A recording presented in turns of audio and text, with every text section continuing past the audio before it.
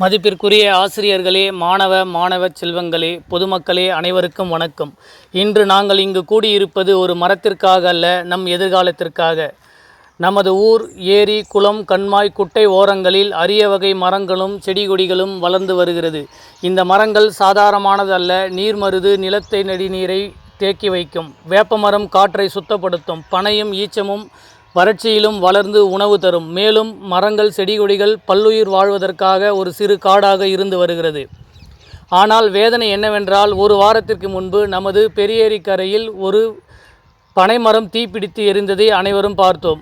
அது மட்டுமில்லாமல் நேற்று இரவு 7 மணிக்கு மேல் ஓட்டேரியில் பெரிய தீ ஏற்படுத்தி இருக்கிறார்கள். சில சமூக விரோதிகள் வேண்டுமென்றே தீ வைத்தும், சில தெரியாமல் புகைத்தும் போடும் சிகரெட் துண்டாலும் இந்த கன்றுகள் எரிந்து சாம்பலாகி இருக்கிறது. ஒரு மரம் எரிந்தால் என்ன ஆகும் தெரியுமா? அந்த நேரத்தில் அடுத்த 10 வருடத்திற்கு நிழல் இல்லை, மழைநீர் நிலத்தில் இறங்காது, பறவைகளுக்கு கூடு இல்லை. இதனால் நம் குழந்தைகள் குடத்தை தூக்கி கொண்டு அலைய வேண்டியிருக்கும்.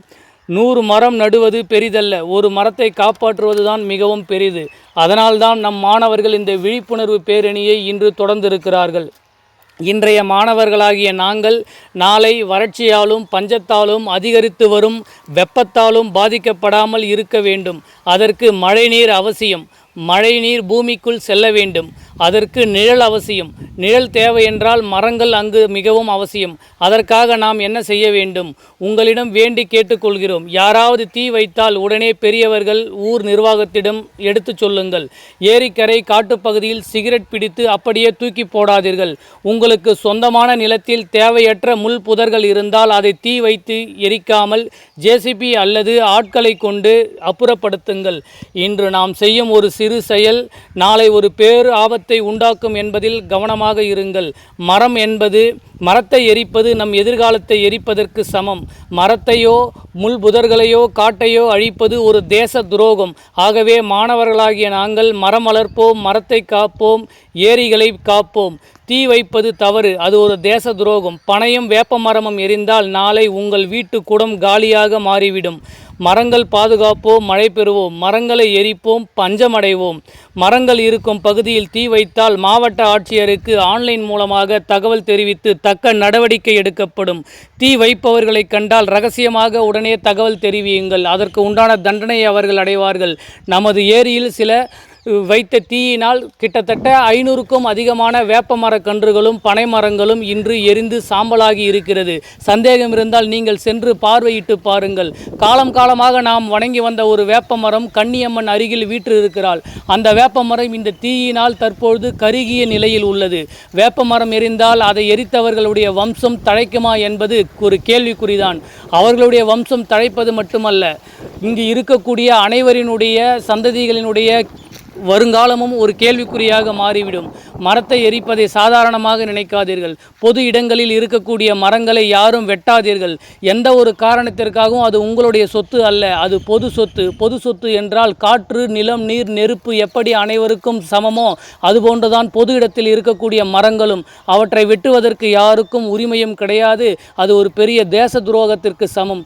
ஆகவே பொது இடத்தில் இருக்கக்கூடிய மரங்களையும் முள் புதர்களையும் தீ வைத்து எரிக்காமல் தொடர்ந்து அந்த மரங்களை வாழ விடுங்கள். அப்பொழுதுதான் உங்களுடைய மாணவர் செல்வங்களாகிய நாங்கள் வருங்காலத்தில் தூய்மையான காற்றையும் சுத்தமான தண்ணீரையும் பருகி உயிர் வாழ முடியும்.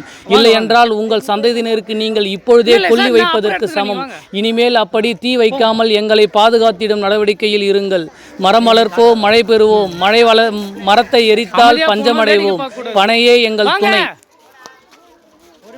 பொறுமை, ரெண்டு பக்கம் ரெண்டு கையில போடுறா. ஸ்லோவா போ.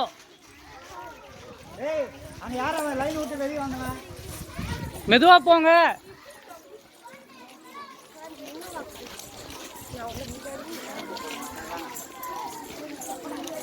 தீயிட்டு கொளுத்தாதே. மரங்கள் எங்கள் வரங்கள். பச்சை மரங்களை எரிக்காதே. மரங்களை எரித்து எங்களை பழிக்கு ஆளாக்காதே.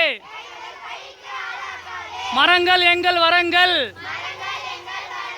மரத்தை தீயிட்டு எரிக்காதே. இதுவே கடைசியாக இருக்கட்டும். தொடர் மரங்களை எரிப்பதால் எங்கள் பனைமரங்கள் சாம்பலாக்கப்படுகிறது.